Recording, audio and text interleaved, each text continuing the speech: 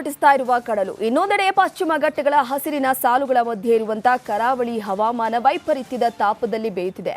ಒಂದೆಡೆ ಹೆಚ್ಚುತ್ತಾ ಇರುವ ಉಷ್ಣಾಂಶದ ತಲೆ ಬಿಸಿಯಲ್ಲಿರುವಂತಹ ಕರಾವಳಿಗರಿಗೆ ಇದೀಗ ಮತ್ತೊಂದು ಸಂಕಷ್ಟ ಎದುರಾಗಿದೆ.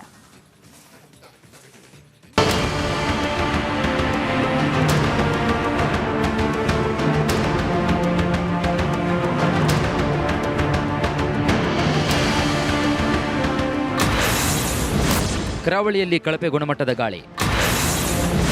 Dakshina Kannada first, Udupi second. ಒಂದ್ ಕಡೆ ಸಮುದ್ರದ ಅಲೆಗಳ ನಿನಾದ, ಮತ್ತೊಂದು ಕಡೆಗೆ ಹೊಲ ಗದ್ದೆಗಳಲ್ಲಿ ಜನರ ಓಬೇಲೆಯ ಸದ್ದು. ಇನ್ನೊಂದು ಕಡೆಗೆ ಪಶ್ಚಿಮ ಘಟ್ಟಗಳ ಸಾಲುಗಳಿಂದ ತಂಪಾಗಿ ಬೀಸುವ ತಂಗಾಳಿಯ ಮಧ್ಯೆ ಸುರಕ್ಷಿತ ಹವಾಮಾನದಲ್ಲಿ ಬದುಕುತ್ತಿದ್ದಂತಹ ಕರಾವಳಿಯ ಜನರ ಆ ಸುಭಿಕ್ಷೆಯ ಕಾಲ ಸರಿದಿದೆ.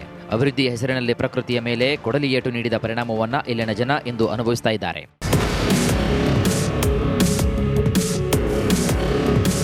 ಈಗಾಗಲೇ ವಿಪರೀತ ಉಷ್ಣದ ವಾತಾವರಣದಿಂದ ಬಳಲುತ್ತಿರುವಂತಹ ಈ ಭಾಗದ ಜನರಿಗೆ ಇನ್ನೊಂದು ಸಮಸ್ಯೆ ಮುಂದಾಗಿದೆ. ರಾಜ್ಯದ ಅತಿ ಕಳಪೆ ಗುಣಮಟ್ಟದ ಗಾಳಿಯನ್ನು ಹೊಂದಿರುವಂತಹ ಜಿಲ್ಲೆಗಳ ಸಾಲಿನಲ್ಲಿ ದಕ್ಷಿಣ ಕನ್ನಡ ಮೊದಲನೇ ಮತ್ತು ಕರಾವಳಿಯ ಮತ್ತೊಂದು ಜಿಲ್ಲೆಯಾದ ಉಡುಪಿ ಎರಡನೇ ಸ್ಥಾನದಲ್ಲಿ ಗುರುತಿಸಿಕೊಂಡಿದೆ.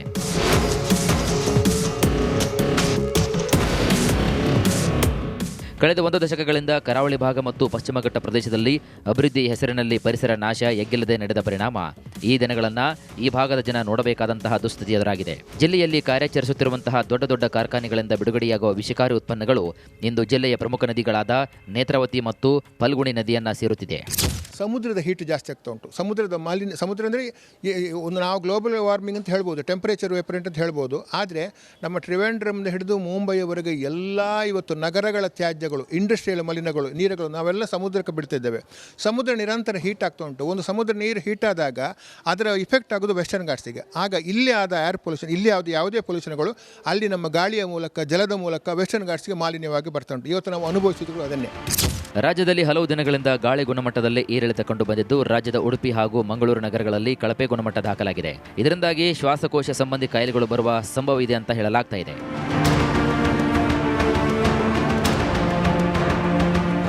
ರಾಜ್ಯದ ಪ್ರಮುಖ ನಗರದ ಗಾಳಿ ಗುಣಮಟ್ಟವನ್ನು ನೋಡೋದಾದ್ರೆ ಬೆಂಗಳೂರು 98, ಮಂಗಳೂರು 124, ಮೈಸೂರು 84, ಬೆಳಗಾವಿ 42, ಕಲಬುರಗಿ 90, ಶಿವಮೊಗ್ಗ 94, ಬಳ್ಳಾರಿ 96, ಹುಬ್ಬಳ್ಳಿ 58, ಉಡುಪಿ 102, ವಿಜಯಪುರ 99 ಇದೆ.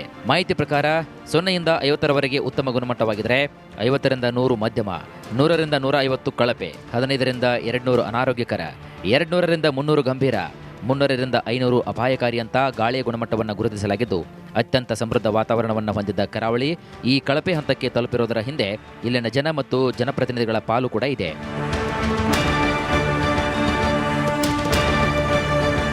ದಿವಾಕರ್ ಪದ್ಮಂಜ, ರಿಪಬ್ಲಿಕ್ ಕನ್ನಡ, ಮಂಗಳೂರು. ಆರ್ಭಟಿಸ್ತಾ ಇರುವ ಕಡಲು. ಇನ್ನೊಂದೆಡೆ ಪಶ್ಚಿಮ ಘಟ್ಟಗಳ ಹಸಿರಿನ ಸಾಲುಗಳ ಮಧ್ಯೆ ಇರುವಂತಹ ಕರಾವಳಿ ಹವಾಮಾನ ವೈಪರೀತ್ಯದ ತಾಪದಲ್ಲಿ ಬೇಯುತ್ತಿದೆ. ಒಂದೆಡೆ ಹೆಚ್ಚುತ್ತಾ ಇರುವ ಉಷ್ಣಾಂಶದ ತಲೆ ಬಿಸಿಯಲ್ಲಿರುವಂತಹ ಕರಾವಳಿಗರಿಗೆ ಇದೀಗ ಮತ್ತೊಂದು ಸಂಕಷ್ಟ ಎದುರಾಗಿದೆ.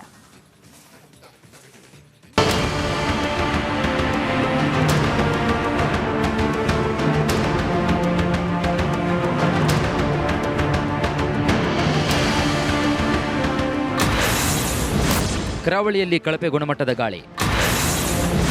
Dakshina Kannada first, Udupi second. ಒಂದ್ ಕಡೆ ಸಮುದ್ರದ ಅಲೆಗಳ ನಿನಾದ, ಮತ್ತೊಂದು ಕಡೆಗೆ ಹೊಲ ಗದ್ದೆಗಳಲ್ಲಿ ಜನರ ಓಬೇಲೆಯ ಸದ್ದು. ಇನ್ನೊಂದು ಕಡೆಗೆ ಪಶ್ಚಿಮ ಘಟ್ಟಗಳ ಸಾಲುಗಳಿಂದ ತಂಪಾಗಿ ಬೀಸುವ ತಂಗಾಳಿಯ ಮಧ್ಯೆ ಸುರಕ್ಷಿತ ಹವಾಮಾನದಲ್ಲಿ ಬದುಕುತ್ತಿದ್ದಂತಹ ಕರಾವಳಿಯ ಜನರ ಆ ಸುಭಿಕ್ಷೆಯ ಕಾಲ ಸರಿದಿದೆ. ಅಭಿವೃದ್ಧಿಯ ಹೆಸರಿನಲ್ಲಿ ಪ್ರಕೃತಿಯ ಮೇಲೆ ಕೊಡಲಿ ಏಟು ನೀಡಿದ ಪರಿಣಾಮವನ್ನ ಇಲ್ಲಿನ ಜನ ಇಂದು ಅನುಭವಿಸ್ತಾ ಇದ್ದಾರೆ.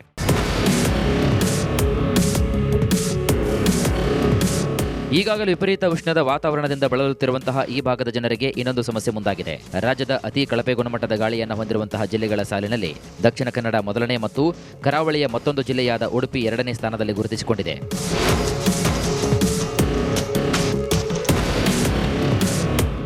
ಕಳೆದ 1 ದಶಕಗಳಿಂದ ಕರಾವಳಿ ಭಾಗ ಮತ್ತು ಪಶ್ಚಿಮ ಘಟ್ಟ ಪ್ರದೇಶದಲ್ಲಿ ಅಭಿವೃದ್ಧಿ ಹೆಸರಿನಲ್ಲಿ ಪರಿಸರ ನಾಶ ಎಗ್ಗಿಲ್ಲದೆ ನಡೆದ ಪರಿಣಾಮ ಈ ದಿನಗಳನ್ನು ಈ ಭಾಗದ ಜನ ನೋಡಬೇಕಾದಂತಹ ದುಸ್ಥಿತಿ ಎದುರಾಗಿದೆ. ಜಿಲ್ಲೆಯಲ್ಲಿ ಕಾರ್ಯಾಚರಿಸುತ್ತಿರುವಂತಹ ದೊಡ್ಡ ದೊಡ್ಡ ಕಾರ್ಖಾನೆಗಳಿಂದ ಬಿಡುಗಡೆಯಾಗುವ ವಿಷಕಾರಿ ಉತ್ಪನ್ನಗಳು ಇಂದು ಜಿಲ್ಲೆಯ ಪ್ರಮುಖ ನದಿಗಳಾದ ನೇತ್ರಾವತಿ ಮತ್ತು ಫಲ್ಗುಣಿ ನದಿಯನ್ನು ಸೇರುತ್ತಿದೆ. ಸಮುದ್ರದ ಹೀಟ್ ಜಾಸ್ತಿ ಆಗ್ತಾ ಉಂಟು. ಸಮುದ್ರದ ಮಾಲಿನ್ಯ, ಸಮುದ್ರ ಅಂದರೆ ಒಂದು ನಾವು ಗ್ಲೋಬಲ್ ವಾರ್ಮಿಂಗ್ ಅಂತ ಹೇಳ್ಬೋದು, ಟೆಂಪರೇಚರ್ ವೇಪರೆಂಟ್ ಅಂತ ಹೇಳ್ಬೋದು. ಆದರೆ ನಮ್ಮ ಟ್ರಿವೆಂಡ್ರಮ್ನ ಹಿಡಿದು ಮುಂಬೈಯವರೆಗೆ ಎಲ್ಲ ಇವತ್ತು ನಗರಗಳ ತ್ಯಾಜ್ಯಗಳು, ಇಂಡಸ್ಟ್ರಿಯಲ್ ಮಲಿನಗಳು, ನೀರುಗಳು ನಾವೆಲ್ಲ ಸಮುದ್ರಕ್ಕೆ ಬಿಡ್ತಿದ್ದೇವೆ. ಸಮುದ್ರ ನಿರಂತರ ಹೀಟ್ ಆಗ್ತಾ ಉಂಟು. ಒಂದು ಸಮುದ್ರ ನೀರು ಹೀಟ್ ಆದಾಗ ಅದರ ಇಫೆಕ್ಟ್ ಆಗೋದು ವೆಸ್ಟರ್ನ್ ಘಾಟ್ಸಿಗೆ. ಆಗ ಇಲ್ಲಿ ಆದ ಏರ್ ಪೊಲ್ಯೂಷನ್, ಇಲ್ಲಿ ಯಾವುದೇ ಪೊಲ್ಯೂಷನ್ಗಳು ಅಲ್ಲಿ ನಮ್ಮ ಗಾಳಿಯ ಮೂಲಕ, ಜಲದ ಮೂಲಕ ವೆಸ್ಟರ್ನ್ ಘಾಟ್ಸ್ಗೆ ಮಾಲಿನ್ಯವಾಗಿ ಬರ್ತಾ ಉಂಟು. ಇವತ್ತು ನಾವು ಅನುಭವಿಸಿದ್ರು ಅದನ್ನೇ. ರಾಜ್ಯದಲ್ಲಿ ಹಲವು ದಿನಗಳಿಂದ ಗಾಳಿ ಗುಣಮಟ್ಟದಲ್ಲಿ ಏರಿಳಿತ ಕಂಡು ಬಂದಿದ್ದು, ರಾಜ್ಯದ ಉಡುಪಿ ಹಾಗೂ ಮಂಗಳೂರು ನಗರಗಳಲ್ಲಿ ಕಳಪೆ ಗುಣಮಟ್ಟ ದಾಖಲಾಗಿದೆ. ಇದರಿಂದಾಗಿ ಶ್ವಾಸಕೋಶ ಸಂಬಂಧಿ ಕಾಯಿಲೆಗಳು ಬರುವ ಸಂಭವ ಇದೆ ಅಂತ ಹೇಳಲಾಗ್ತಾ ಇದೆ.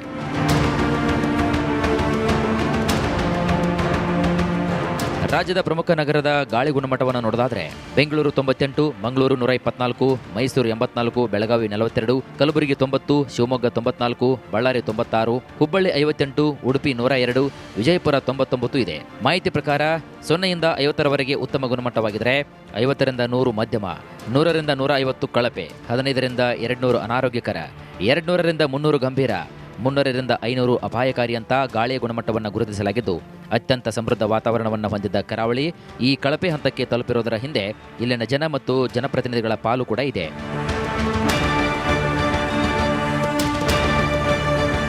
ದಿವಾಕರ್ ಪದ್ಮಂಜ, ರಿಪಬ್ಲಿಕ್ ಕನ್ನಡ, ಮಂಗಳೂರು. ಬಟಿಸ್ತಾ ಇರುವ ಕಡಲು, ಇನ್ನೊಂದೆಡೆ ಪಶ್ಚಿಮ ಘಟ್ಟಗಳ ಹಸಿರಿನ ಸಾಲುಗಳ ಮಧ್ಯೆ ಇರುವಂತಹ ಕರಾವಳಿ ಹವಾಮಾನ ವೈಪರೀತ್ಯದ ತಾಪದಲ್ಲಿ ಬೇಯುತ್ತಿದೆ.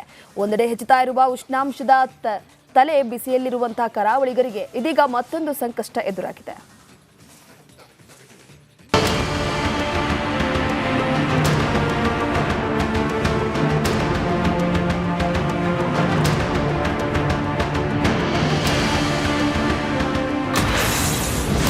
ಕರಾವಳಿಯಲ್ಲಿ ಕಳಪೆ ಗುಣಮಟ್ಟದ ಗಾಳಿ. Dakshina Kannada first, Udupi second. ಒಂದ್ ಕಡೆ ಸಮುದ್ರದ ಅಲೆಗಳ ನಿನಾದ, ಮತ್ತೊಂದು ಕಡೆಗೆ ಹೊಲ ಗದ್ದೆಗಳಲ್ಲಿ ಜನರ ಓಬೇಲಿಯ ಸತ್ತು, ಇನ್ನೊಂದು ಕಡೆಗೆ ಪಶ್ಚಿಮ ಘಟ್ಟಗಳ ಸಾಲುಗಳಿಂದ ತಂಪಾಗಿ ಬೀಸುವ ತಂಗಾಳಿಯ ಮಧ್ಯೆ ಸುರಕ್ಷಿತ ಹವಾಮಾನದಲ್ಲಿ ಬದುಕುತ್ತಿದ್ದಂತಹ ಕರಾವಳಿಯ ಜನರ ಆ ಸುಭಿಕ್ಷೆಯ ಕಾಲ ಸರಿದಿದೆ. ಅಭಿವೃದ್ಧಿಯ ಹೆಸರಿನಲ್ಲಿ ಪ್ರಕೃತಿಯ ಮೇಲೆ ಕೊಡಲಿ ಏಟು ನೀಡಿದ ಪರಿಣಾಮವನ್ನ ಇಲ್ಲಿನ ಜನ ಇಂದು ಅನುಭವಿಸ್ತಾ ಇದ್ದಾರೆ.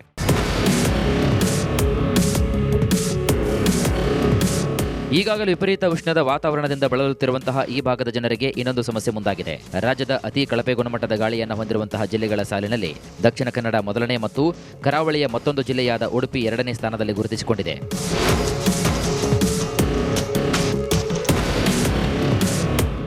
ಕಳೆದ 1 ದಶಕಗಳಿಂದ ಕರಾವಳಿ ಭಾಗ ಮತ್ತು ಪಶ್ಚಿಮ ಘಟ್ಟ ಪ್ರದೇಶದಲ್ಲಿ ಅಭಿವೃದ್ಧಿ ಹೆಸರಿನಲ್ಲಿ ಪರಿಸರ ನಾಶ ಎಗ್ಗಿಲ್ಲದೆ ನಡೆದ ಪರಿಣಾಮ ಈ ದಿನಗಳನ್ನು ಈ ಭಾಗದ ಜನ ನೋಡಬೇಕಾದಂತಹ ದುಸ್ಥಿತಿ ಎದುರಾಗಿದೆ. ಜಿಲ್ಲೆಯಲ್ಲಿ ಕಾರ್ಯಾಚರಿಸುತ್ತಿರುವಂತಹ ದೊಡ್ಡ ದೊಡ್ಡ ಕಾರ್ಖಾನೆಗಳಿಂದ ಬಿಡುಗಡೆಯಾಗುವ ವಿಷಕಾರಿ ಉತ್ಪನ್ನಗಳು ಇಂದು ಜಿಲ್ಲೆಯ ಪ್ರಮುಖ ನದಿಗಳಾದ ನೇತ್ರಾವತಿ ಮತ್ತು ಫಲ್ಗುಣಿ ನದಿಯನ್ನು ಸೇರುತ್ತಿದೆ.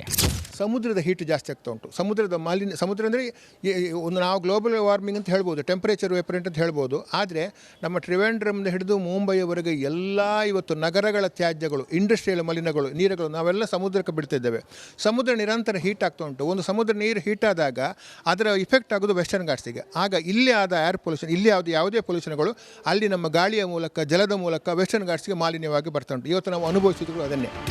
ರಾಜ್ಯದಲ್ಲಿ ಹಲವು ದಿನಗಳಿಂದ ಗಾಳಿ ಗುಣಮಟ್ಟದಲ್ಲಿ ಏರಿಳಿತ ಕಂಡು ಬಂದಿದ್ದು, ರಾಜ್ಯದ ಉಡುಪಿ ಹಾಗೂ ಮಂಗಳೂರು ನಗರಗಳಲ್ಲಿ ಕಳಪೆ ಗುಣಮಟ್ಟ ದಾಖಲಾಗಿದೆ. ಇದರಿಂದಾಗಿ ಶ್ವಾಸಕೋಶ ಸಂಬಂಧಿ ಕಾಯಿಲೆಗಳು ಬರುವ ಸಂಭವ ಇದೆ ಅಂತ ಹೇಳಲಾಗ್ತಾ ಇದೆ.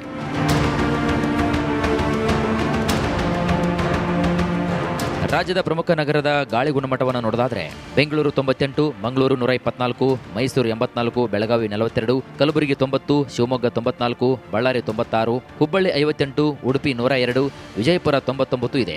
ಮಾಹಿತಿ ಪ್ರಕಾರ 0ಯಿಂದ 50ರವರೆಗೆ ಉತ್ತಮ ಗುಣಮಟ್ಟವಾಗಿದ್ದರೆ 50ರಿಂದ 100 ಮಧ್ಯಮ, 100ರಿಂದ 150 ಕಳಪೆ, 15ರಿಂದ 200 ಅನಾರೋಗ್ಯಕರ, 200ರಿಂದ 300 ಗಂಭೀರ, 300ರಿಂದ 500 ಅಪಾಯಕಾರಿ ಅಂತ ಗಾಳಿಯ ಗುಣಮಟ್ಟವನ್ನು ಗುರುತಿಸಲಾಗಿದ್ದು, ಅತ್ಯಂತ ಸಮೃದ್ಧ ವಾತಾವರಣವನ್ನು ಹೊಂದಿದ್ದ ಕರಾವಳಿ ಈ ಕಳಪೆ ಹಂತಕ್ಕೆ ತಲುಪಿರುವುದರ ಹಿಂದೆ ಇಲ್ಲಿನ ಜನ ಮತ್ತು ಜನಪ್ರತಿನಿಧಿಗಳ ಪಾಲು ಕೂಡ ಇದೆ.